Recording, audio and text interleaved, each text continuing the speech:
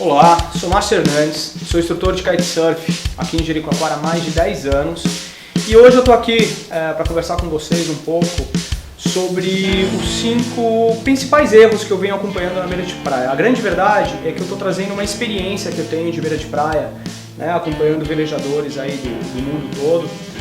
Para aqueles que não conhecem Jericoacoara, o que acontece muito aqui é o seguinte: apesar de nós sermos uma vila pequena, a gente recebe pessoas do mundo inteiro, tem um destino completamente internacional e é um dos pontos que eu diria assim, a nível Brasil e até nível mundo, né, é um dos melhores pontos para a prática do kitesurf. Aqui é um lugar fantástico e por isso a gente recebe pessoas do mundo todo. A gente recebe muitos europeus, a gente recebe asiáticos, australianos, americanos, né, brasileiros nem se fala, né, a gente tem recebido gente do mundo inteiro que aprenderam em todos os lugares.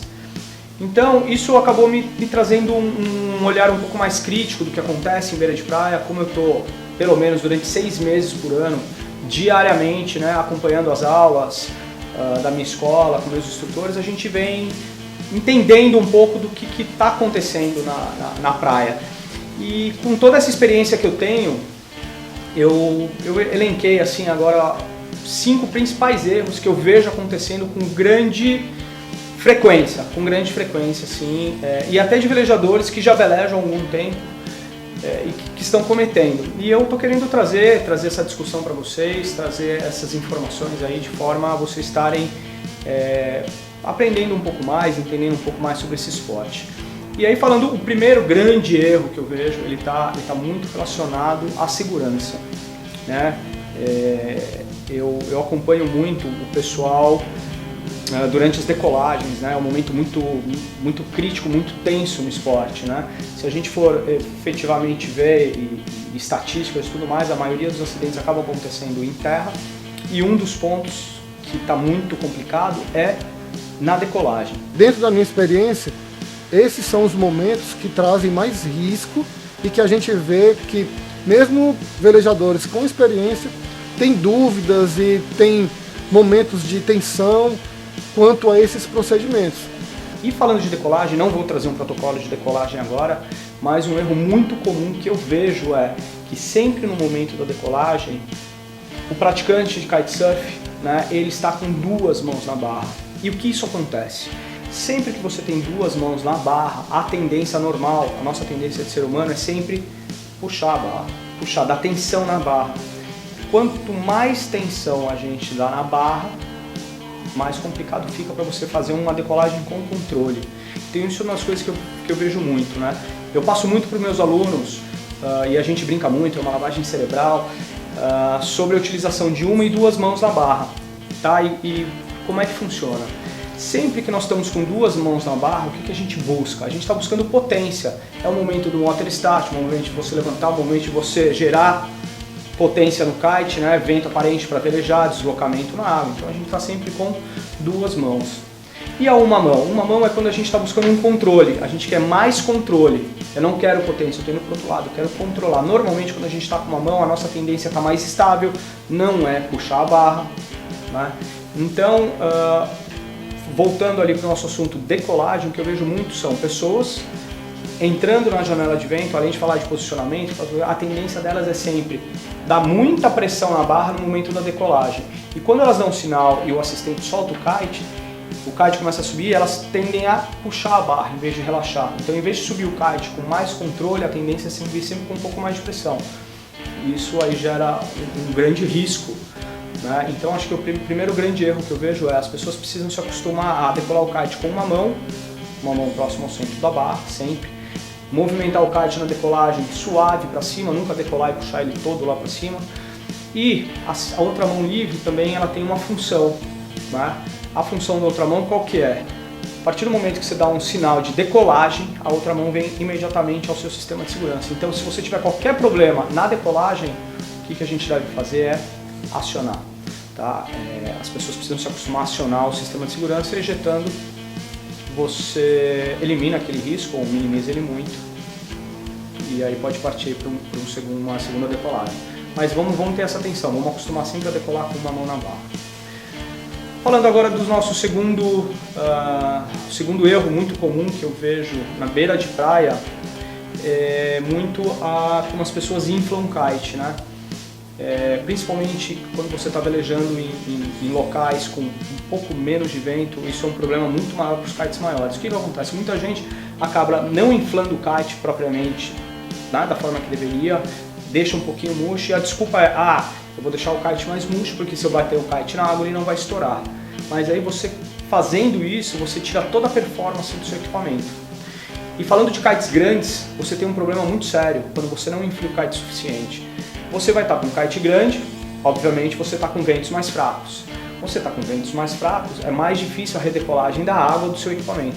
Quando você está com um kite que ele não está efetivamente inflado, a tendência dele, a hora que cair na água, pelo próprio peso estrutural dele, é se fechar. E a partir do momento que você tem o kite fechado na água, pelo próprio peso dele, com pouco vento, a redecolagem fica muito difícil. Então, o kite ele é feito para ser inflado. Obviamente, não é inflar com compressor, aí tem que tomar muito cuidado para não passar do limite, mas numa bomba convencional você pode inflar ele até a hora que você sentir que ficou bem pesada a bomba.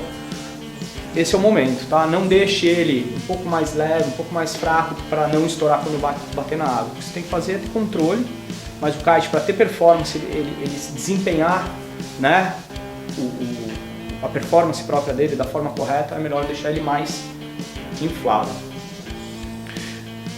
Vamos para o assunto 3, um erro muito comum que eu tenho visto também, são pessoas que principalmente que chegam na beira de praia para velejar e não estão com equipamento condizente ao tamanho que deveria. Tem gente que, a gente sabe que os equipamentos são equipamentos caros, nem todo mundo pode ter 2, 3 kites diferentes, mas a gente tem que tomar muito cuidado com isso. O que eu quero dizer? O maior problema qual que é?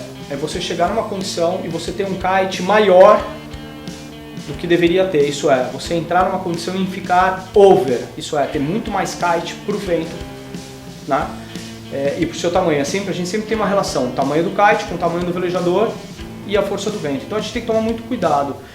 E existe uma ideia muito errada das pessoas que falam o seguinte, o meu kite está maior, o que eu vou fazer? Eu vou caçar o kite, eu vou tirar a pressão do kite para velejar. A grande verdade é que os kites eles trabalham dentro de um range de vento. Isso não muda, né? Então, não é porque que você tirou toda a pressão que agora o seu kite pode segurar qualquer tipo de vento, ele não pode.